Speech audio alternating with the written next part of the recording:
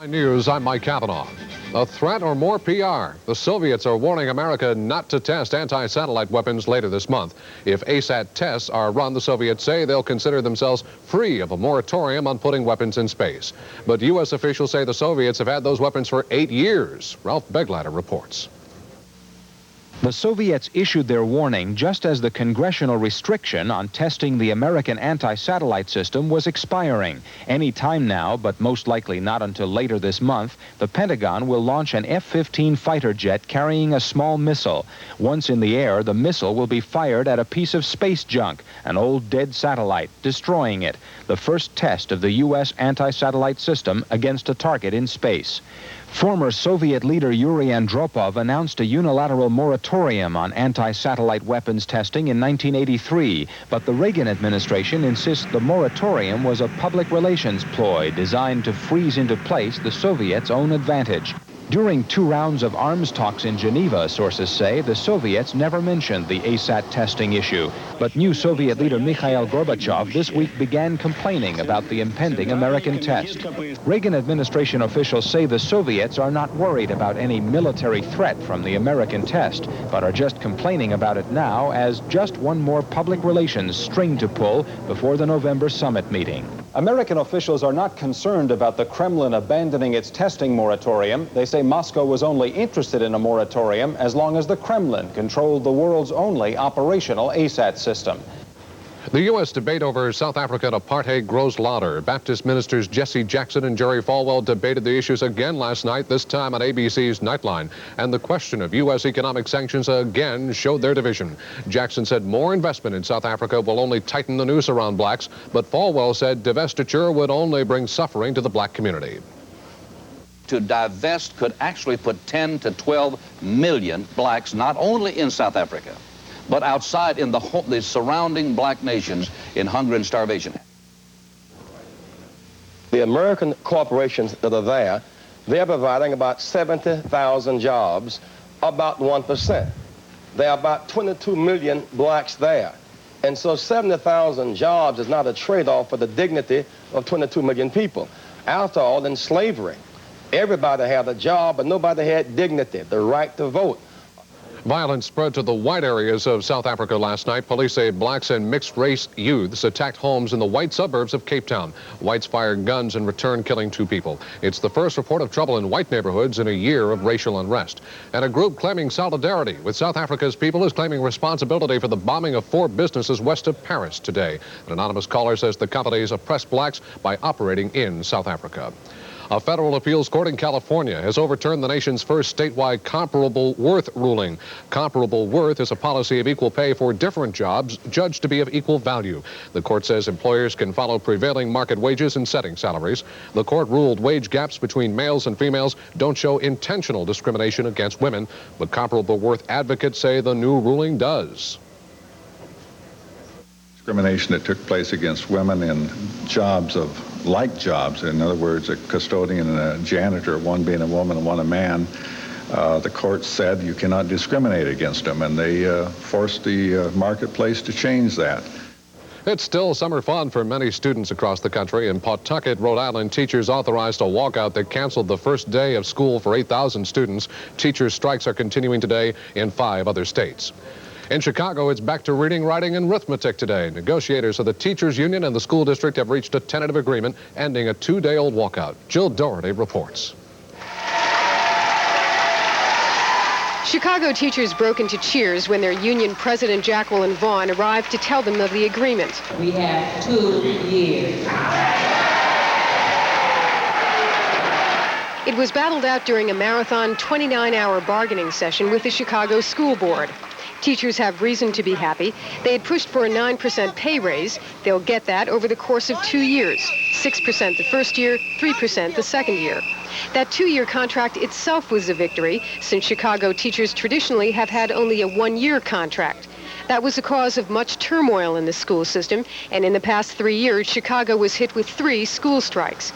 Now, teachers like Monroe Morgan hope this means things will change. Hopefully we can have some kind of stability in the school system for at least 2 years. Governor James Thompson, who stepped in as mediator between the two sides when talks broke down on Labor Day, was quick to point out that the agreement will require no new state money. He will speed up 2 school aid payments. I repeat, no bailout, no new state money, a 2-year contract, stability for the kids, stability for the system, stability for the city. Thompson's mediation and the quick settlement of the strike are sure to make political points which he can use in his campaign for a 4th term as governor. Meanwhile, Chicago's Mayor Harold Washington was half a world away on a business trip in Peking, China. Before the settlement, he had criticized Thompson for intervening. Chicago's 430,000 students will be back in school Thursday. School was originally scheduled to begin Wednesday, which means students will miss only 1 day of classes because of the strike. More evidence is surfacing that a gun found in Tijuana may have been used in the so-called Night Stalker killings. Police have also discovered fingerprints in a Los Angeles apartment that may link a suspect, Richard Ramirez, to a 1984 murder. Ramirez has been charged with 2 murders so far, and police think he could be connected in other Night Stalker cases. 2 juveniles are being charged with setting a massive Labor Day fire in Passaic, New Jersey. It left 1 person dead, 4 city blocks destroyed, hundreds without homes, thousands without jobs. Charles Feldman reports. It was a day to remember, Labor Day, 1985. The spectacular fire roared out of control for almost half a day. And when it was finally extinguished, a large chunk of this aging industrial city looked as if it had been devastated in a world war. 40 acres of factories and homes destroyed, 2,200 people left without jobs, some 400 people left without a home. They had become refugees in their own town. The damage, officials said, an estimated $400 million. At a news conference, the mayor of Passaic announced that police had arrested 2 boys, ages 12 and 13, and had charged them with setting the fire. They have admitted to setting the fire. The parents seemed, they were very nervous and upset, and perhaps they were crying or screaming. As far as anything with the children, I don't recall specifically, except that they were just sitting there looking like little children. The 2 boys who allegedly caused all of the damage were not named because of their ages. The juvenile delinquency charges against them specify counts of arson and criminal mischief. A court hearing must decide whether they can be tried as adults. The mayor of Passaic said the boys lived in the neighborhood they allegedly torched, but their homes were not destroyed. Rose Walderrama wasn't so lucky. You could never believe it. In 5 minutes, we was out of the house. We never got a chance to go back. That was it. Police say the boys set the blaze with matches in a vat or dumpster where chemicals were being kept. This is Headline News.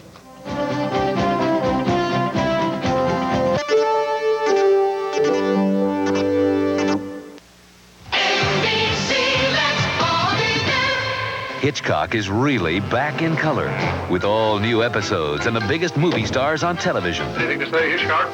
Try to do better. Better? You call this latest charge doing better? Appearing on television. Sorry, sir. My family was hungry. And you, too, will hunger for excitement and some hair-raising good fun that'll have you screaming for more.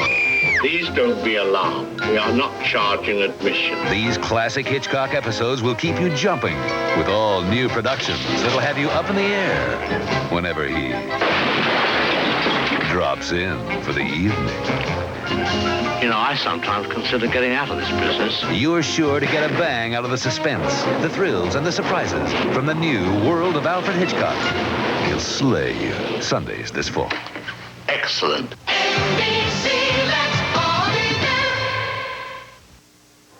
I'm Mike Seward, and I'm proud to be the Executive Vice President of the Sacramento Metropolitan Chamber of Commerce.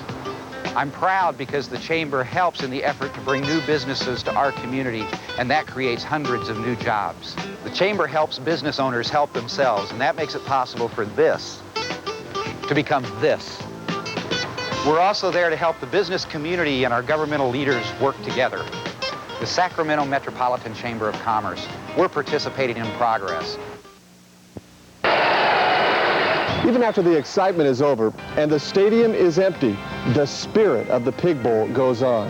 Hi, I'm Bob Hogue, and thanks to your support each January, over $500,000 is given to dozens of groups, including the Washington Neighborhood Center, where kids gather each day for a variety of recreational programs. So no matter who wins the game each January, remember the Pig Bowl. It's just the ticket to keep Sacramento a winner all year long. The name is the same, but the maker will change. After 22 years, the patent for Valium has expired, and by next week it'll come in several packages with its original name. John Holloman explains. Okay, so you're beginning soon, users of the nation's most popular prescription tranquilizer, Valium, will be able to buy a cheaper generic form of the medicine called diazepam. Health and Human Services Secretary Margaret Heckler says consumers could save up to $1 billion a year by purchasing generic rather than brand name drugs. Consumers in our country who now take the leading prescription painkillers, the leading arthritis drug, the top high blood pressure drug, the top-selling tranquilizers, can now save money by asking their physicians and pharmacists to prescribe and dispense generic versions of these products. Secretary Heckler was joined by Food and Drug Administration researchers who say that generic drugs approved for sale are just as good as name brand products, a claim the major drug companies dispute. One cannot assume and be correct that in every instance the brand name product and the generic are identical, because numerous studies have shown that they're not. I guess my own personal philosophy is there are two things that you don't take chances on. One are your medication and the other are parachutes. The top-selling drugs now available in generic as well as name brand versions include 4 which are widely used to control high blood pressure and other cardiovascular problems, 3 painkillers, a major antibiotic, in addition to the widely used Valium. Experts say consumers should be able to buy the Valium substitute at prices 35% cheaper than the name brand version. Food and Drug Administration officials say the generic Valium is already in trucks waiting for distribution to drugstores within the next few hours. And they say within the next 6 months, as many as 3 dozen additional drugs will be offered in cheaper generic varieties. Any rock concert creates an atmosphere of drug use. That's what a Texas judge has ruled in ordering a teenage drug suspect not to attend Grateful Dead concerts for 5 years. Police say the suspect became violent at a concert last week after taking LSD. That teenager planned to follow the Grateful Dead around the country after graduating from high school. But Judge Woody Denson thinks at least 75% of the fans at Grateful Dead concerts are on drugs. School children infected with AIDS will be allowed to attend class in Los Angeles. And New York State Education Commissioner says they pose no risk to other students, but other educators disagree, as Jim Clancy reports. Students staged a support march outside a New York school building, while inside, Daniel Carter of the Western School District of Kokomo, Indiana, joined school board officials from Queens to announce a national call to keep students with AIDS out of the classrooms. We urge federal, state, and local leaders across the nation to put the weight of their offices behind our call for a national moratorium on this compulsion to place AIDS patients in our nation's schools while new discoveries are still being made and while new information and understanding about this deadly disease are continuing to be developed. Carter's school district received national attention when it refused to allow 13-year-old Ryan White to enter schools. White, who is now hospitalized, used a special telephone hookup to participate in classroom activities while remaining at home. According to his mother, he contracted the disease after receiving a blood transfusion. Ryan is a hemophiliac.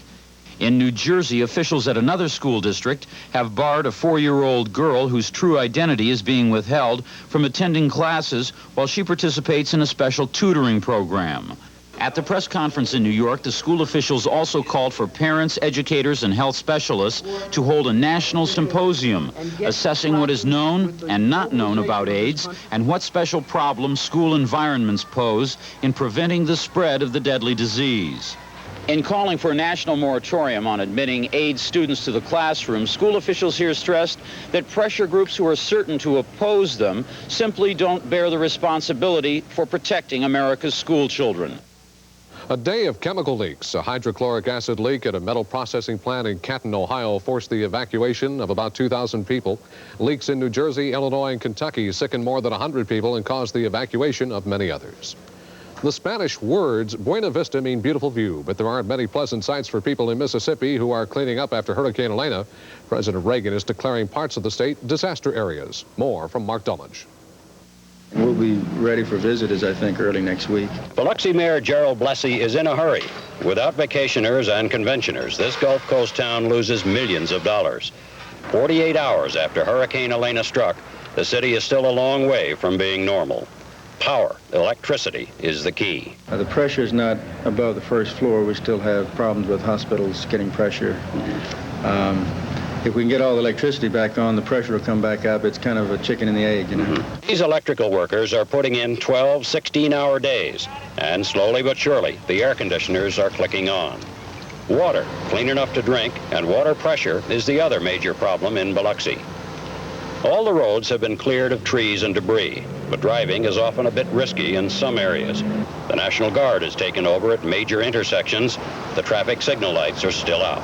All grocery stores and supermarkets were able to open up Wednesday morning. There were still some problems with refrigerated goods, but Biloxi still has a problem trying to feed everyone.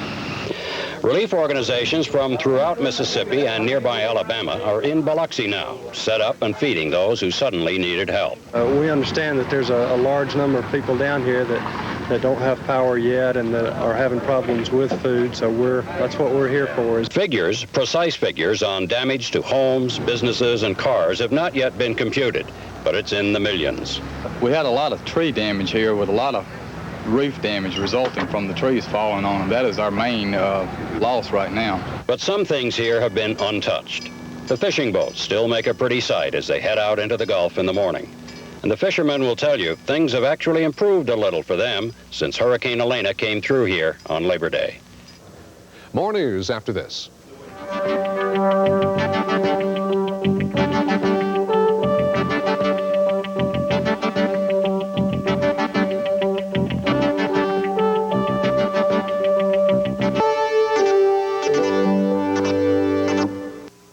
Worthington Chevrolet of Sacramento is having a giant used truck sale. You're looking for a truck, a giant liquidation sale of used trucks. A half-tons, three-quarter tons, one-tons, four-wheel drives, Jeeps, Blazers, Broncos. What are you looking for? Looking for a truck? Then come on out to Giant Worthington Chevrolet, a big liquidation sale, used trucks at Worthington Chevrolet. Boy, all these trucks have been completely safety tested for your safety. All of these trucks have been carefully tuned to meet all the clean air standards. They are on special sale. Have a look. A 1983 Isuzu pickup with a camper, $37.95, just $69 a month. An 83 Subaru Brat, a four-wheel drive Brat, $39.95 with a camper, just $71 a month. An 82 Dodge D150, a four-wheel drive, $59.95, just $99 a month. An 82 Ford pickup, $39.95, just $71 a month. We got a jillion of them. Hey, let's talk about trucks. Pick up the phone and give us a jingle. A big truck sale. Pick up the phone, call us back. Let's talk about trucks.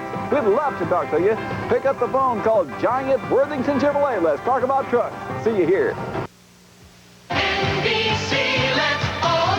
My name is Dorothy, and this is my saga of living in Miami with two crazy roommates. How long is this story? I'm 80. I have to plan. Did I say two roommates? Meet number 3. Hi there. My mother, the rest home refugee. They set off the fire alarm in a retirement home. You know what that does to hearts that only beat a few times a week? It's not pretty. This is not your average little old lady. Sophia, how nice to see you. Compared to her, Joan Rivers is a pussycat. You look like a prostitute. Not even my roommate's charming date is spared. You must be Blanche's sister.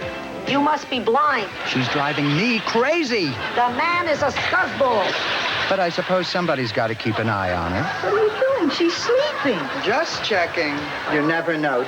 B. Arthur, Betty White, Rue McClanahan, and Estelle Getty are the Golden Girls. Get to know them and you'll love them. Saturdays this fall. You never know.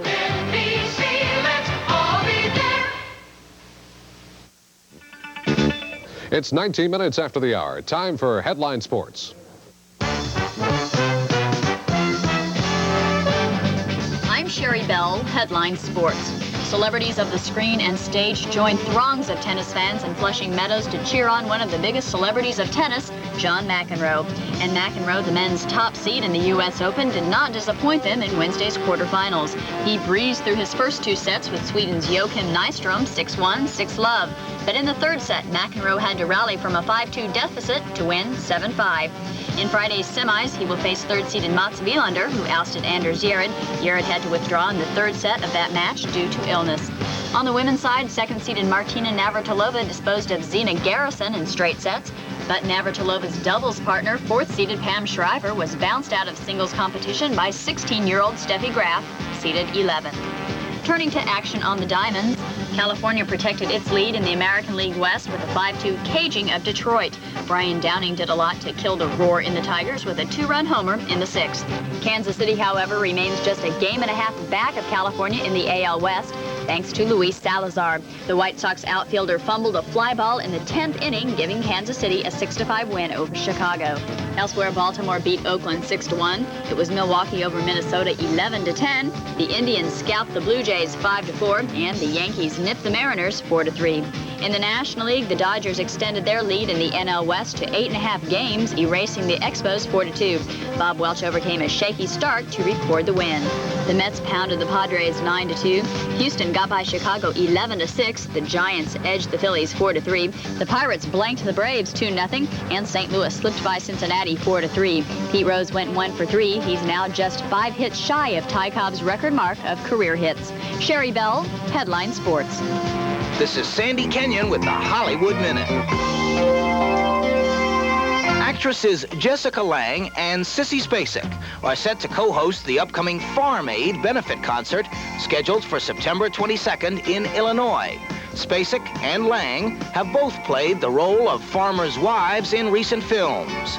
Willie Nelson is organizing the fundraiser, which will feature 12 hours of country western music. Miami Vice stars Don Johnson and Philip Michael Thomas will be leaving Florida soon and heading for Washington, D.C. The two have been invited to a state dinner by President and Mrs. Reagan. Back to the Future continued its box office streak at #1 this week. It grossed over $9 million, bringing its total earnings this summer to over $132 million. This is Sandy Kenyon with the Hollywood Minute.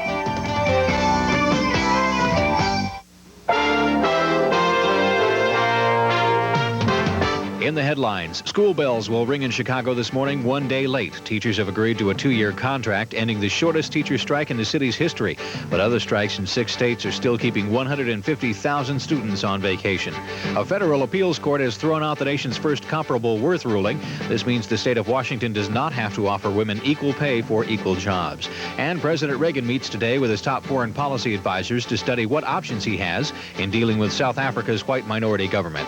With the headlines, I'm Don Rooney.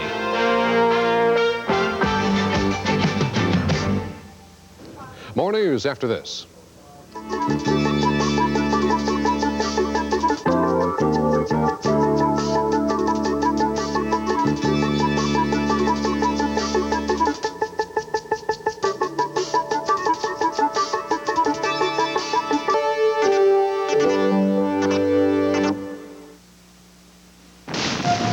In lasting tribute to heroes north and south, the National Historical Society of Gettysburg now dedicates the Civil War chess set. Once again, the armies stand face to face. Ulysses S. Grant, Union King. Robert E. Lee, Confederate King. Sherman, Custer, Stuart, Wheeler. Each figure an original portrait sculpture created for the Historical Society by the artists of the Franklin Mint. Each piece cast in fine pewter, set on a solid brass base, hand enameled in Union blue or Confederate gray. The board is unique, hand-worked, pewter finished with fitted case, no additional charge. Call 1-800-692-4000 and receive 2 Civil War chess pieces every other month. You pay for only 1 piece at a time, only $17.50 a month. Best order by credit card or pay COD with $1 service charge. Each piece has the Franklin Mint's return assurance. The first move is yours. Call 1-800-692-4000.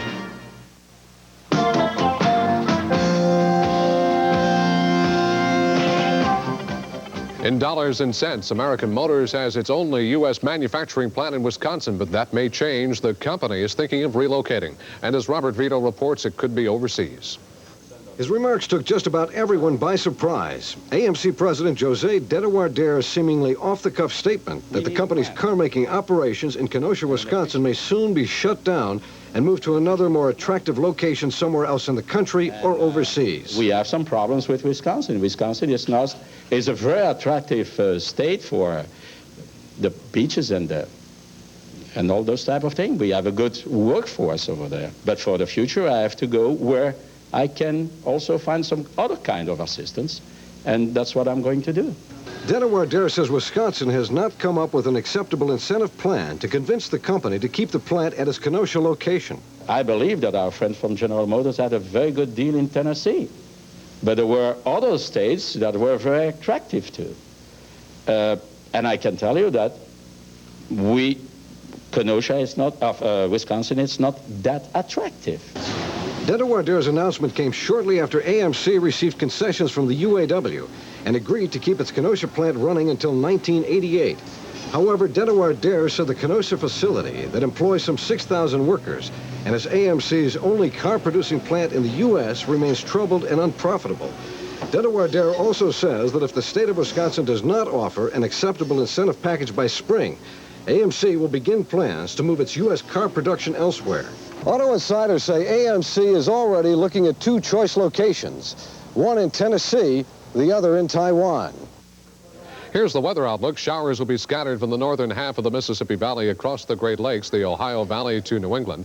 Thunderstorms likely in the central Rockies, the plains, and parts of the Pacific coast. The central and southern Atlantic coast can expect highs in the 90s. The mercury will soar to 100 in parts of Texas. Captain's Log, star date, September 4th, 1985. Gene Roddenberry, producer of the Star Trek television series, has been honored with a star on the Hollywood Walk of Fame. Dennis Michael reports. No star date, just September 8th, 1966. Television viewers got their first look at something that would become a household word, Star Trek. The show's producer and creator Gene Roddenberry recalls that night didn't go all that well. And I was at my father's house, good American citizen, not a foolish man, but when he saw Star Trek, he went out afterwards and walked up and down the street and apologized to all the neighbors. Television critics agreed with Roddenberry's father. They blasted the show in the press. Nobody, it seemed, liked Star Trek, except TV audiences. NBC tried to cancel the show twice, but twice loyal fans of the show picketed NBC networks to try to talk them out of it. The network prevailed on the second try, and Star Trek was canceled in 1969. But Star Trek went on to become a phenomenon as the show that would not die. It was one of the biggest hits in syndication history. It's made a big splash in the feature film arena, too. Video cassettes of the original episodes are now selling well. Roddenberry says he finds very little pleasure in being proven right. There's not much profit or even much joy in saying, I told you so. Today, nearly 20 years later, Roddenberry still keeps an eye on Captain, now Admiral Kirk, and his contemporaries. He's executive consultant for the film series. And they have to show everything to me, and I comment.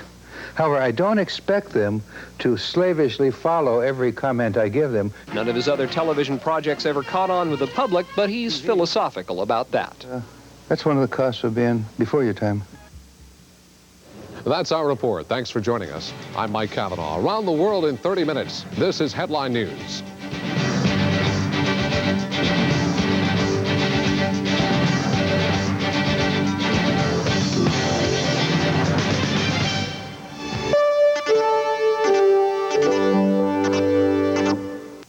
Arden Furniture has always had low working man's prices. Here's low working man's terms. $59 down, $59 a month for 4 rooms of furniture. This living room group, 7 pieces. This queen-size bedroom group. This full-size bedroom group. This chrome and glass 7-piece dinette set. All yours for $59 down, $59 a month. Free delivery up to 100 miles from 1511 Del Paso Boulevard in Sacramento. Arden Furniture. If you want a good deal, tell my papa that Melissa sent you. If you're looking for real estate financing, let Winchester Financial find it for you at no cost to you. We search for the best loan on the market at the best price, and we have access to over 30 different banks and savings loans. So chances are we'll save you time and money, and our fees are paid by the lender, not you. Call us. Dial 1-800-432-LOAN and ask about today's loan market. Winchester, you make the plans, we'll help find the loan.